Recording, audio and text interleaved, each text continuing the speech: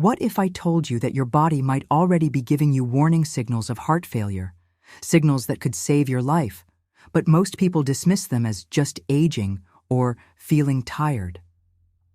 I want you to imagine for a moment.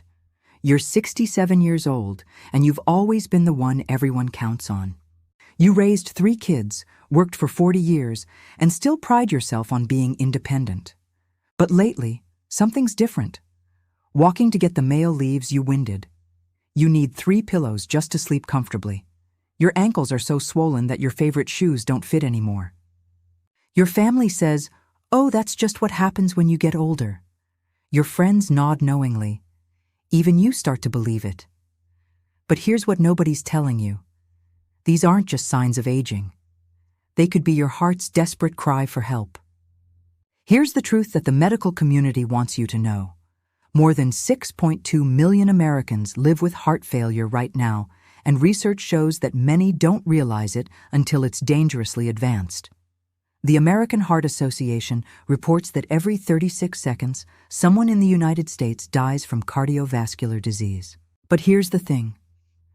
Many of these deaths could be prevented if people recognize the early warning signs. Why don't we catch it sooner? Because the early symptoms often masquerade as everyday inconveniences. That exhaustion you feel after climbing stairs, the way you suddenly need to sleep propped up, the swelling in your legs that you blame on standing too long. These aren't random inconveniences, they're your heart's way of crying for help. Today, I'm going to share with you the most important early signs of heart failure that every senior needs to watch for, along with practical prevention steps to keep your heart strong and healthy.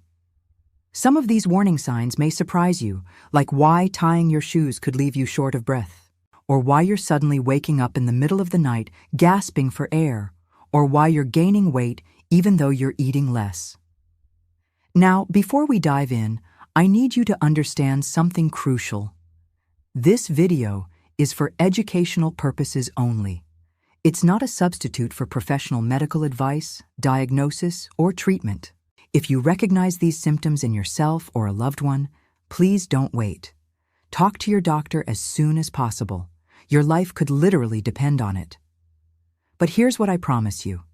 By the end of this video, you'll have the knowledge to potentially save your own life or the life of someone you love.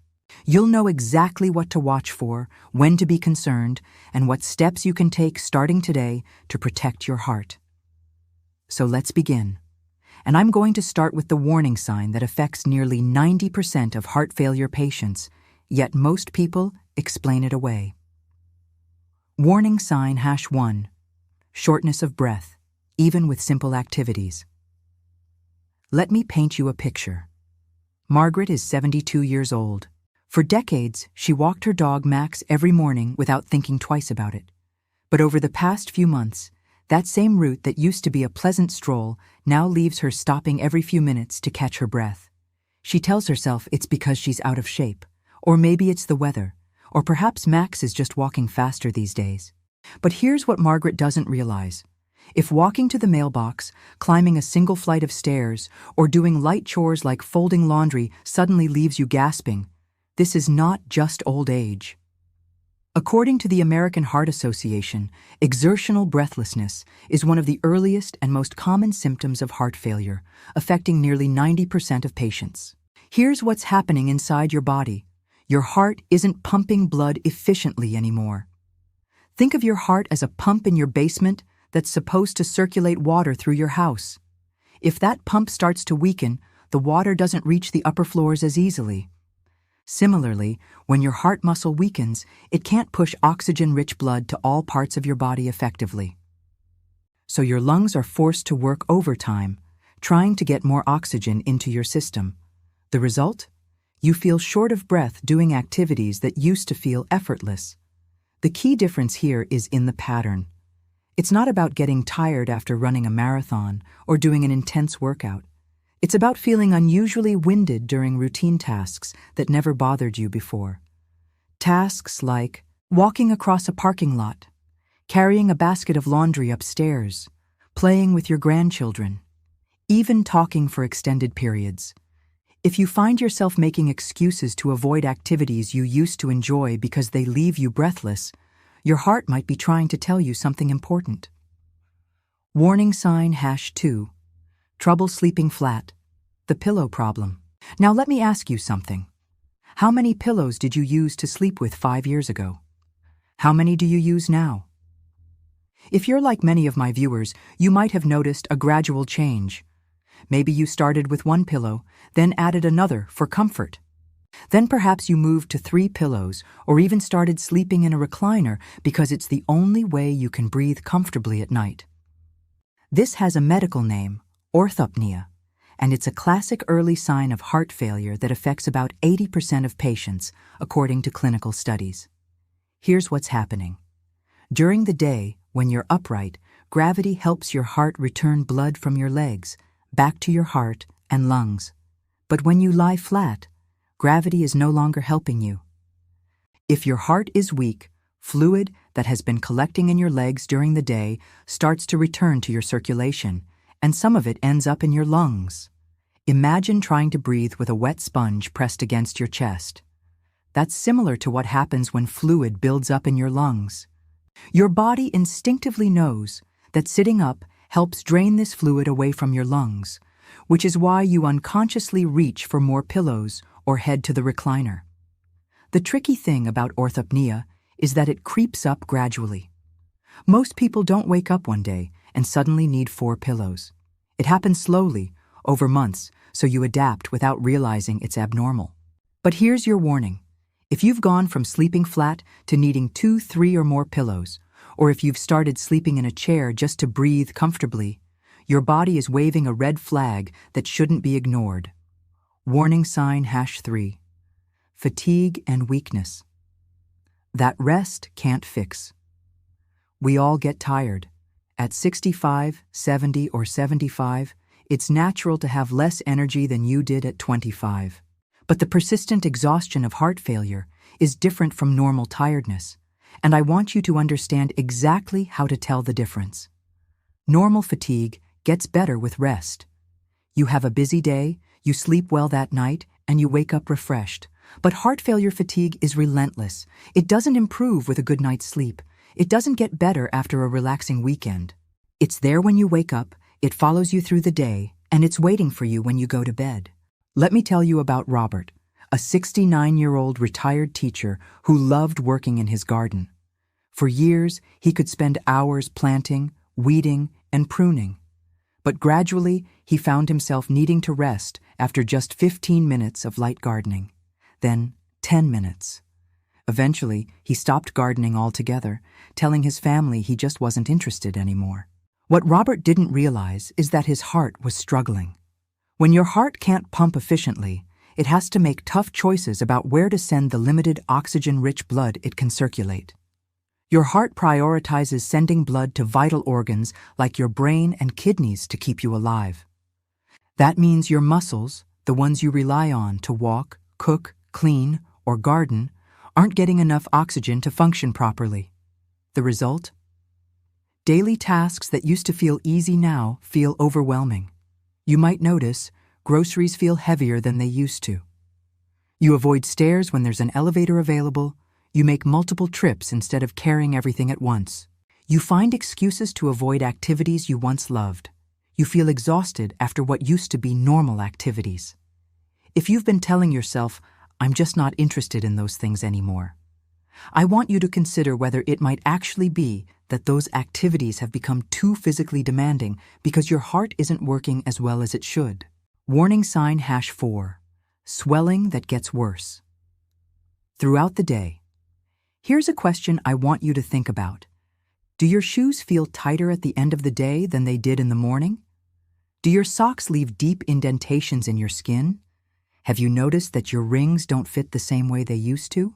If you answered yes to any of these questions, you might be experiencing peripheral edema swelling caused by fluid buildup in your tissues.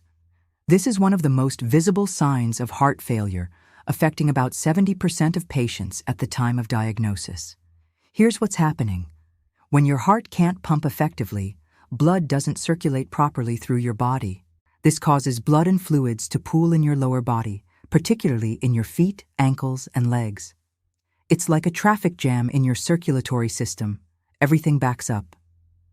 The swelling typically follows a predictable pattern. It usually starts in your ankles and feet.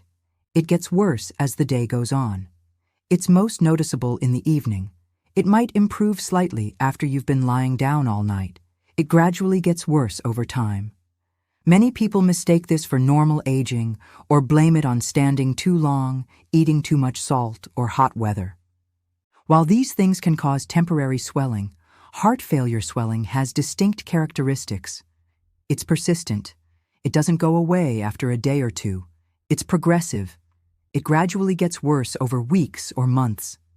It's positional.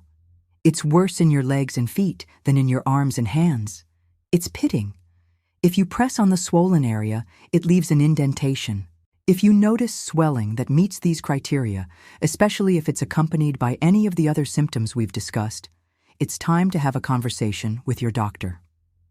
Warning sign #5. Your heart's irregular rhythm. Let me describe something you might have experienced. You're sitting quietly, maybe reading or watching television, when suddenly you become aware of your heartbeat. It might feel like your heart is fluttering, racing, skipping beats, or pounding so hard you can feel it in your chest or throat. Many of my viewers describe this sensation in different ways. Some say it feels like a fish flopping in their chest. Others describe it as their heart doing flip-flops or dancing around. Some feel like their heart is beating so hard that others must be able to hear it. These are called palpitations, and they're your heart's way of telling you it is working overtime to keep up with your body's needs. While an occasional skipped beat can be normal, especially if you've had too much caffeine or you're stressed, a persistent, irregular rhythm is different, especially when it's combined with fatigue, shortness of breath, or swelling. Research published in the Journal of the American College of Cardiology shows a direct link between irregular heart rhythms and worsening heart failure. What's happening is that your heart is struggling to maintain normal circulation, so it's beating faster, harder, or more irregularly to compensate.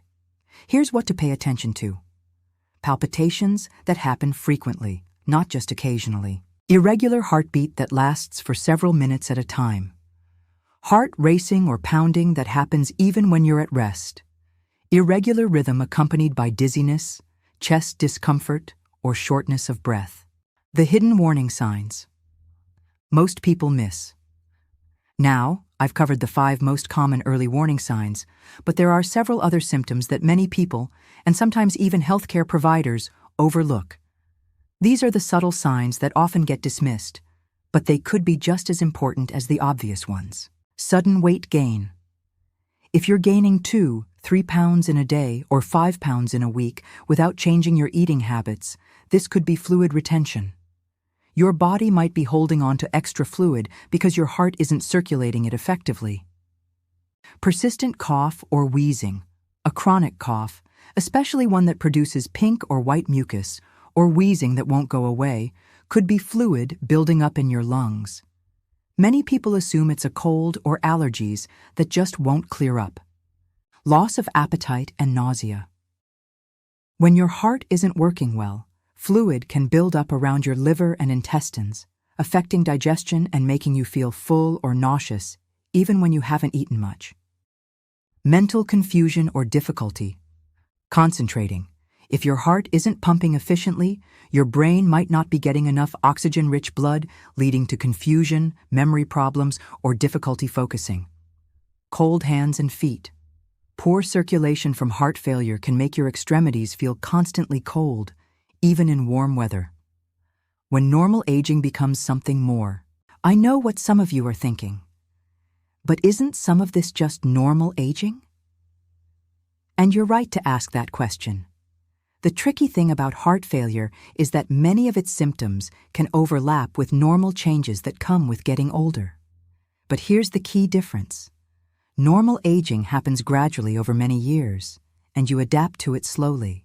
Heart failure symptoms tend to be more noticeable, more limiting, and they often come with a cluster of problems rather than just one isolated issue. Normal aging might mean you're not quite as energetic as you were at 40, but you can still do the activities you enjoy with perhaps some modifications. Heart failure means activities you could do 6 months ago are now extremely difficult or impossible. The emotional impact nobody talks about. Before we move on to prevention, I want to address something that nobody talks about, but that many of you might be feeling: the emotional impact of these symptoms. It's frustrating to feel like your body is betraying you. It's scary to not be able to do things that used to be easy. It's embarrassing to get winded walking from the car to the store. Many people start isolating themselves because they're afraid of appearing weak or being a burden. If you're feeling this way, please know that you're not alone, and these feelings are completely normal. But also know that recognizing these symptoms and getting help isn't giving up or admitting defeat.